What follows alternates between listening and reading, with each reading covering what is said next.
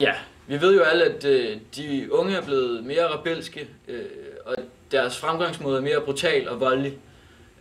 Og det ser vi af deres autonome aktivitet. Det bunder jo ud i, at de har intet at klage over. De har alt, hvad de skal bruge. De er rebelske for at være rebelske. Ja, tusind tak skal du have. Og vi støtter nu op til Sorø Station, hvor Gustav Ingersen står. Og Gustav? Det er jeg, Carsten. Ja, autonom aktivitet det har spredt sig og er blevet et større og større problem igennem landet. Og her har jeg Pelle, leder det autonome. Og Pelle, hvad er det, jeg så oprørsk over for?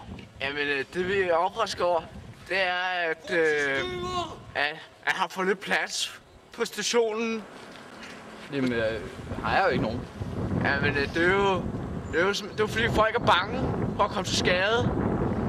Er det måske fordi, at jeg belejrer stationen? Nej, altså, det er jo nødvendigt for at få politikerne og Anders Fogh til at indse, at det hele er noget lort her. Hvordan kan det hjælpe og så bare besætte en station? Jamen altså, det går jo meget godt lige nu, altså, synes jeg, ikke? Altså, det er jo det eneste som, for fanden, det her.